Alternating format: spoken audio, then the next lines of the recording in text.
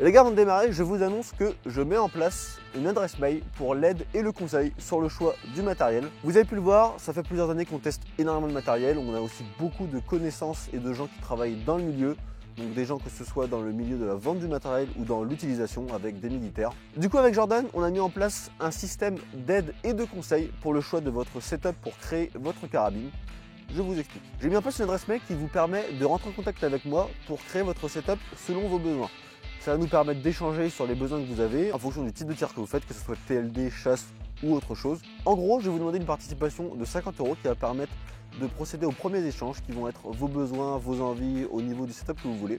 Suite à quoi, je vais vous faire des propositions de matériel que vous pourrez modifier ou sélectionner en fonction de si ça vous plaît ou non. Une fois que vous êtes satisfait du setup, vous avez la possibilité de l'acheter chez Jordan avec un bon de réduction de 50 € qui vous permet en fait de récupérer votre mise.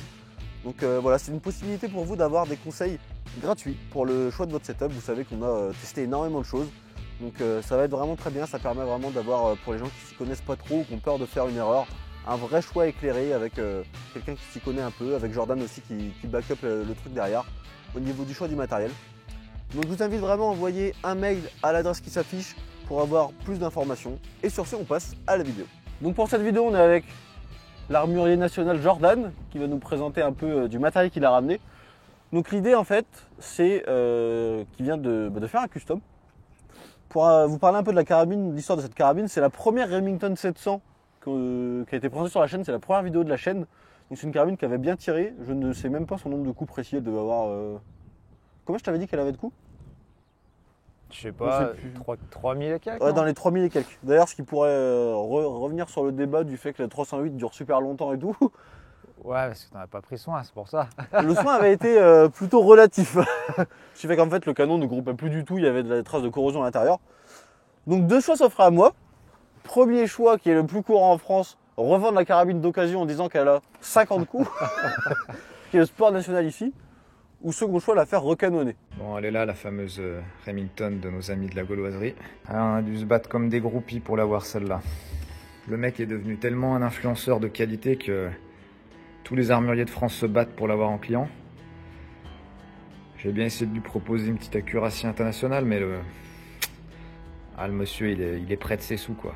Je pense que ça, c'est le côté agriculteur qui prend le dessus sur le côté tireur.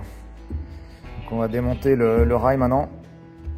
Et vu que c'est un teubé, c'est pas impossible qu'il l'ait collé avec du Loctite vert, donc il va falloir chauffer un peu.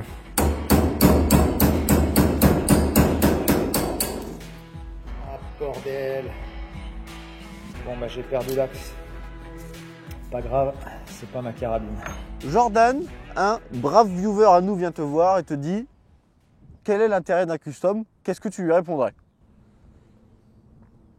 J'aime bien. On va dire en même temps. L'intérêt d'un custom, en fait, c'est surtout à la base de pouvoir construire sa carabine comme on la veut, en fait. Donc là, il y a un exemple comme dans le téléachat. Il manque juste la gonzesse qui fait derrière de l'aérobic et tout. Et du coup, la personne peut choisir le boîtier qu'elle veut utiliser pour avoir cette fluidité, par exemple. Ouais, ça y est. Vous pouvez pas le voir en vidéo, mais la fluidité de la carabine de Jordan, ça se ferme tout seul. On est à la limite du semi-automatique. Donc du coup, il peut choisir une pièce d'usinage quasi parfaite, choisir son canon, donc soit avec un très gros profil, soit un profil moins énorme et plutôt flûté, en inox, la longueur qu'il veut, etc. Le châssis qu'il veut et surtout le calibre qu'il veut. Il y a des gens qui veulent des trucs un peu exotiques comme ça, par exemple. Le fameux 6 Dasher. Le 6 mm Dasher, ou qu'on appelle aussi le 6 mm BR Faré pour la partie CIP. Et du coup, voilà, c'est ça l'intérêt d'un custom, c'est construire sa carabine. Le gros point faible pour le commun des mortels, c'est qu'en fait, les gens, ils ne veulent pas attendre. Et pour avoir cette pièce-là, par exemple, ça va prendre 6 mois, le temps qu'elle arrive des États-Unis, le temps qu'on la dédouane. Même les canons. Ça, c'est dans la situation parfaite. Le canon, pareil, il va prendre un certain temps. L'armurier, s'il est mal luné, qu'il a plein de travail, il va prendre un certain temps aussi. Donc, il s'écoule vraiment un laps de temps assez important. Un peu comme dans le luxe, en fait, où quand tu vas acheter un truc un peu luxueux, une montre ou quelque chose comme ça. C'est vraiment du sur-mesure pour le coup. Le gars, il te fait voir, il te dit « Ah, regarde, t'as vu, tu aimes bien ? Eh tu l'auras peut-être dans un an. » Bon, vient le moment fatidique, on va démonter le canon. canon il est maintenu dans un barrel bloc qui est lui-même maintenu dans une presse hydraulique, ce qui permet de contrôler la pression avec laquelle je le maintiens.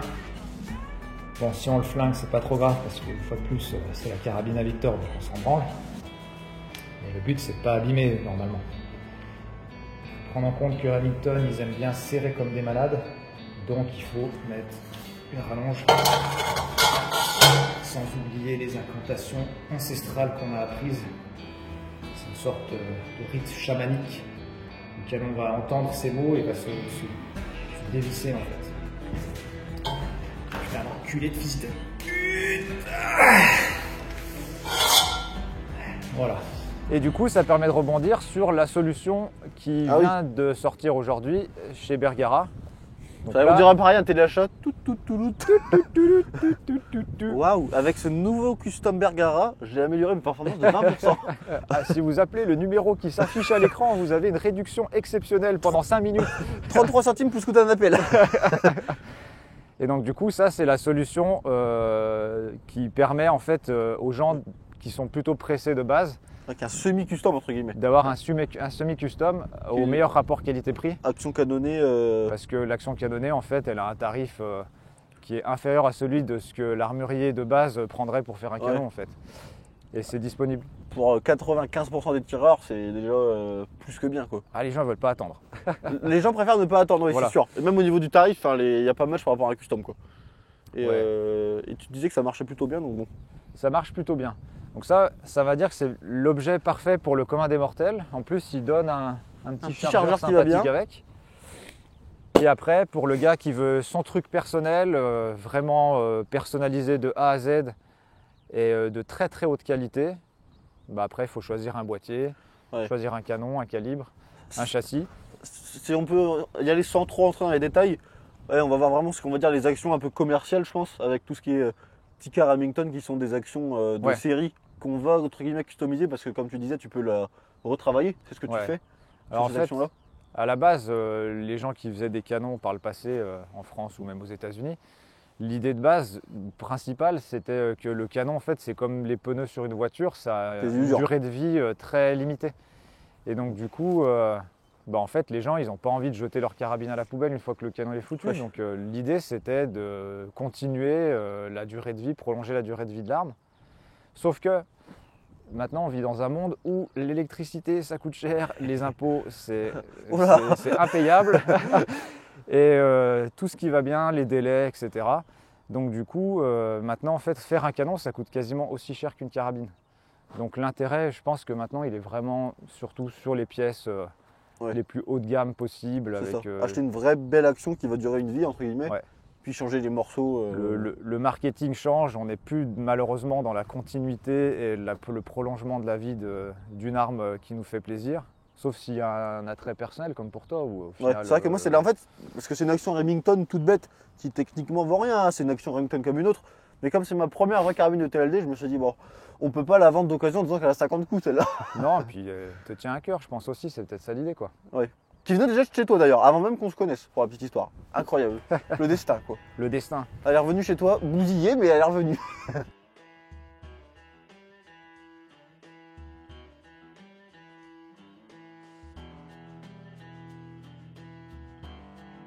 Donc, si l'intérêt est économique, malheureusement, on n'est plus sur la continuité d'une Remington. Sur un custom, qu'on le dise directement, il n'y a pas d'intérêt économique dessus. Hein. Non, je pense vraiment.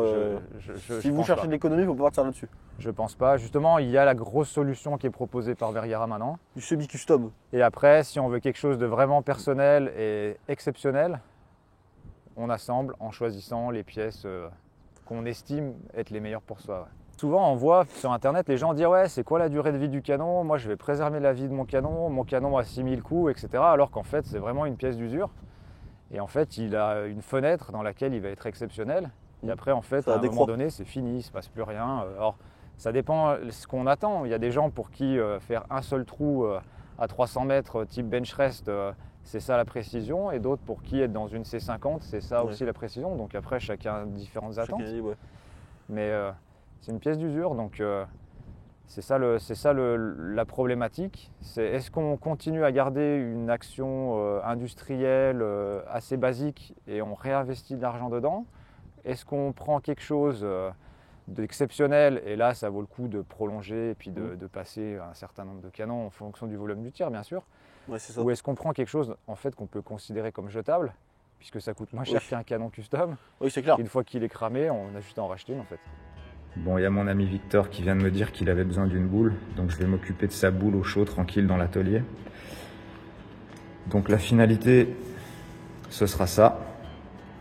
Alors il y a plusieurs méthodes pour le faire. Soit on filte directement la boule d'origine sur le levier, mais vu que c'est de l'acier qui est moulé, ça arrive qu'il y ait des impuretés et c'est pas forcément ce qu'il y a de plus costaud si on est un bourrin. Et étant donné que Victor ne prend pas forcément bien soin de sa boule, j'ai envie de dire qu'il faut être plutôt prévoyant pour la préserver. Donc j'ai décidé d'utiliser une autre méthode où je fais un trou en fait dans le levier après avoir coupé la boule. Donc là j'ai coupé la boule de notre ami Victor. Et ensuite je fais sur la machine une boule qui va avoir une protubérance, c'est de la tige filetée en fait. Et en fait cette tige filetée elle est vachement flexible. Donc du coup, si jamais il bourrine sur le levier, chose qu'il fera sûrement, au pire des cas, il la tord et c'est réparable. Si j'utilise un acier relativement dur, donc une boule avec une tige au bout bien dure, ardente, j'ai envie de dire, là la problématique qui va se poser, c'est que s'il fait tomber le levier par terre ou s'il repose la carabine sur la boule à un moment donné, ça peut casser net comme du verre et là c'est chiant. Je ne sais pas si vous avez déjà eu une longue tige coincé au fond d'un trou, mais pour la ressortir des fois c'est compliqué. Puis il y a un énorme point à prendre en compte aussi sur la partie custom, c'est que ça prend du temps.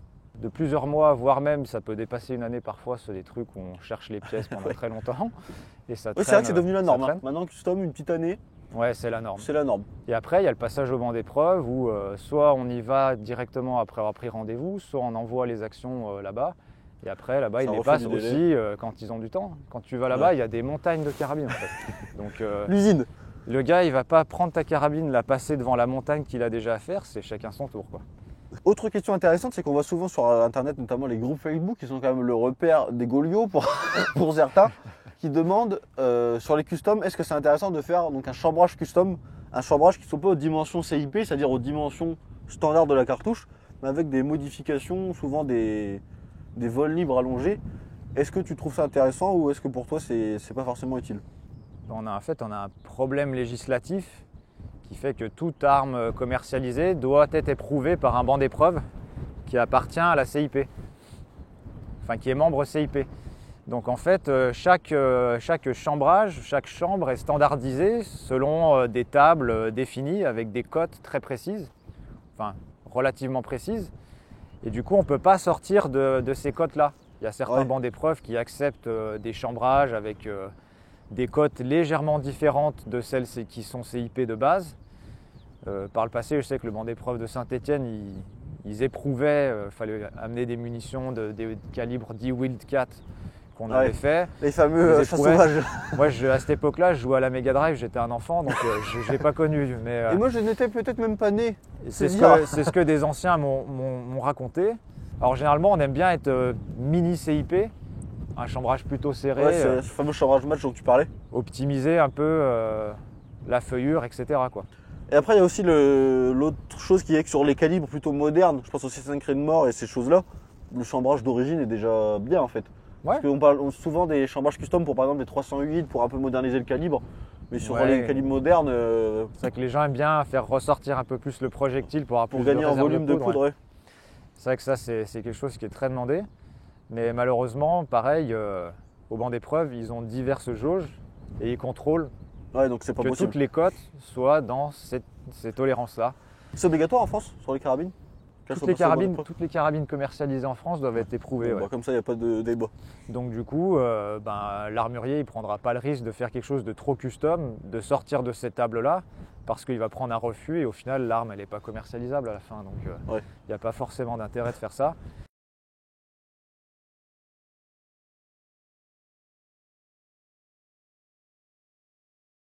Maintenant qu'on a bien blablaté sur le sujet, on va vous montrer vraiment ce que ça donne et on va se faire un petit parcours de tir avec des gongs à différentes distances. On va vous filmer ça, on va voir un peu à quel point ça marche bien avec ces deux customs qui est plutôt un custom, on va dire, pour celui-ci qui sera un custom milieu de gamme, puisqu'en fait on est quand même, comme tu disais, sur une action commerciale. Donc le canon est vraiment bon pour le coup. Le canon, c'est un EB de chez International Barrel Inc. du coup au Canada. Donc un producteur de canons qui fait quand même des choses très très bonnes. Ouais, ce que tu disais que tous ceux que tu avais vus jusqu'à maintenant marchaient bien. Ouais, tous ceux qui. Après, je suis le mec qui les vend, donc forcément, je peux dire, ah, ça marche à fond, achetez-en plein. Ça marche nickel. Je pense pas qu'on puisse dire milieu de gamme. En fait, la seule chose qui est milieu de gamme, c'est l'action. C'est dommage parce que c'est un peu la pièce maîtresse du truc. Donc. Mais au final, elle marche très bien, quoi. Il va falloir que je parte un peu sur d'autres choses plus tard.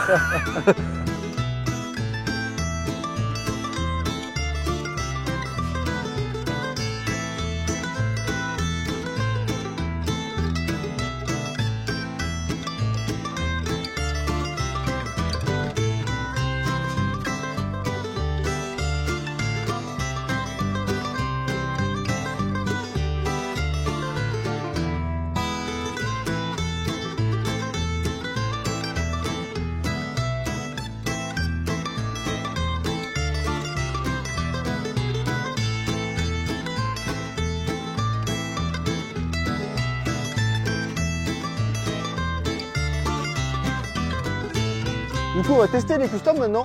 On a mis différents types à différentes distances. Je vous afficherai la distance à l'écran.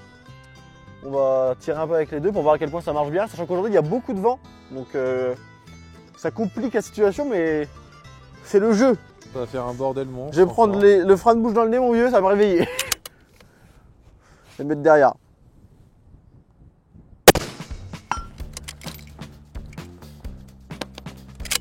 Ça tape plein centre? Ouais, à peu près.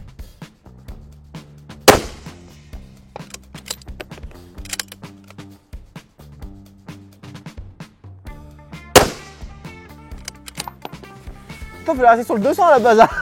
Il est en train de tous les faire.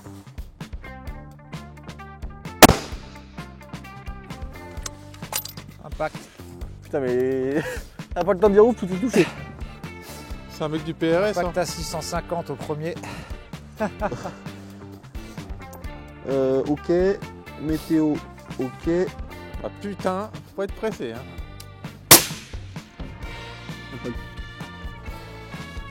Ça marche bien ce petit custom. Oh les chevreuils. Regarde les chevreuils dans la plaine. Tu les vois derrière? Il court, ouais. Impact. Impact. Ça fait. J'aime bien retrouver la Remington, je sais pas, par rapport à la rigueur, tu sais, le verrou il est tout. Il a une espèce de truc un peu mou. Alors que la Remington il est bien rigide.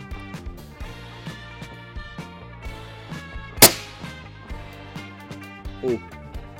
Juste à droite. Ouais, 10 bord gauche. Impact. Bon. T'es un peu à droite, non? Ouais. Impact à 800. Laisse toucher. Impact à 800. Y'a rien dedans là. Je me fasse au départ. C'est indécent. C'est de la détente tactile. Mais toi, t'es habitué à des fusils en 6 mm qui font 14 kg, des détentes à 300 grammes. Le mec dépense un fusil militaire, il est perdu quoi. C'est ça.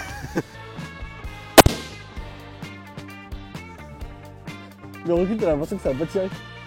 Il y a rien. Je suis un peu à droite. Ah, le recul, c'est incroyable. Impact. Yes. La sensation, faut que tu testes, c'est incroyable. C'est vraiment un bijou. Une balle de. Ah, un slasher. Ouais. Comparé à 6,5 cris de mort. Combien tu mets de grains de poudre? 34. 34 Ouais. Alors que là on est entre 42 et 44 quoi sur 25 cris de mort. 32,5. 32,5. Ouais, donc c'est quand même pas très gros comme étui. Hein. Ouais. Alors après, c'est un des problèmes majeurs sur les calibres BR.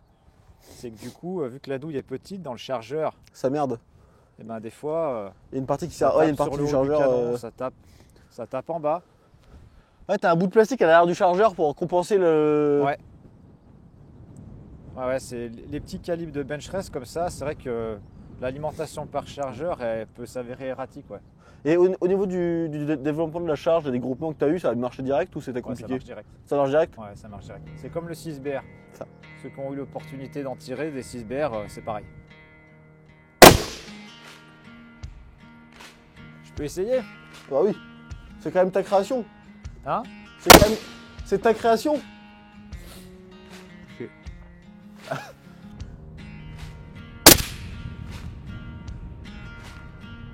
Soit je suis au pied, soit je suis dedans. Ah, tu l'as eu là? Tu l'as eu? Ça fait un bruit. Ça marche bien. Ça, c'est les custom aux larmes, ça. Je suis content. En tout cas, j'espère que vous appréciez avec nous.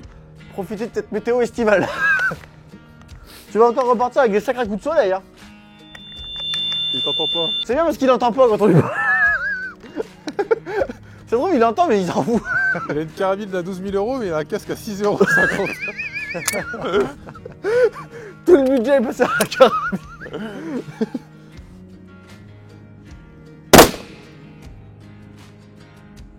Juste en dessous.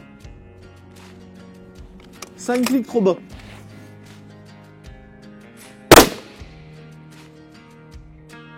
En dessous à droite. Ah, ça me débouche les naseaux, hein. Ça me tire.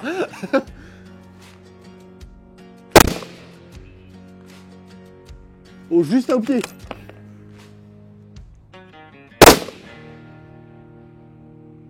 Ah, écoute.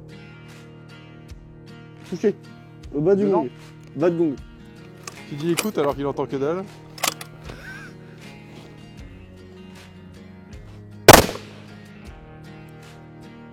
Au pied.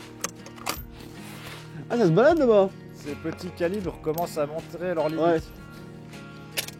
Et là, ces tireurs de merde vont montrer leurs limites.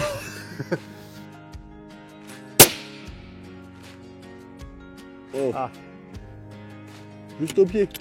Ouais, vise bord de gong un peu en haut à droite.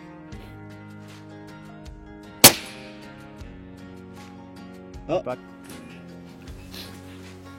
Ah. Ça souffle un peu là-bas. Ah, là-bas, il y a. Mais tu vois la poussière qui part. Pff, un mec de. Bah allez, c'est parti. J'ai emmené le drone là-bas. Eh, mais toi, marche sur le drone, je te fous en l'air, toi. Jordan, il doit se dire putain, mais les cassos se landent. Attends, je filme le boss. Regardez, là il tire les hélicoptères. C'est bon. Attends, et toi, t'as fait la Coupe du Monde, toi, en plus. Attends, on va faire un plan au tarif comme ça.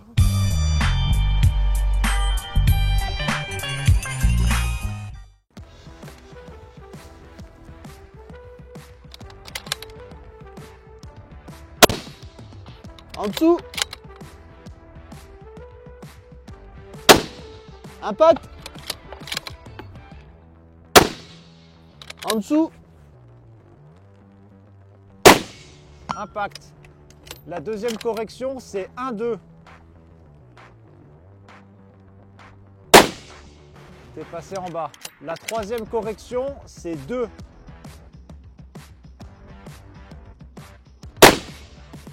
T'es passé en bas. Impact. Impact. Impact. Oh là là, il est trop chaud. Là, c'est 43. Et en latéral, tu peux mettre au moins 0,6. Tu passes à droite.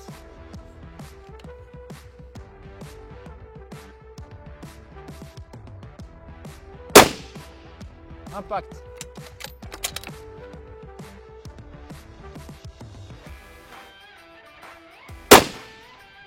Impact.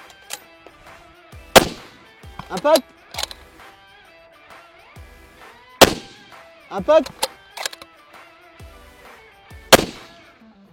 En dessous. 1-2, la prochaine correction. Trop bas. Ah, il y a la butte. La prochaine, c'est 2. Impact. Bah voilà. Tu sens la... En fait, je comprends pas pourquoi tu dis pour la détente. Je comprends l'intérêt de la détente. Ouais, t'as vu? Parce que moi, en fait, des fois, je mets des coups de doigt. En fait, tellement. Est-ce que tu essaies de forcer un peu? Voilà. Là, en fait, juste quand tu veux que ça parte, ça part. Ça marche archi fort, hein, putain. Comme tu disais, tu vois la traînée, des Ouais. fois. Tu la vois arriver. Et surtout, tu vois tous tes impacts. Voilà. C'est pour ça que tout le monde court après ces petits calibres. Au détriment de problèmes de chargeur parfois, ça éjecte un peu mal, etc. quoi. Le deuxième gong, il est intouchable, il y a ça qui dépasse. Faut le viser un peu au-dessus. Ouais. Fin de cette petite séance de tir qui, plus ça avance, pire la météo est. Très content. Je rappelle quand même qu'on est face à quelqu'un qui a fait les championnats du monde.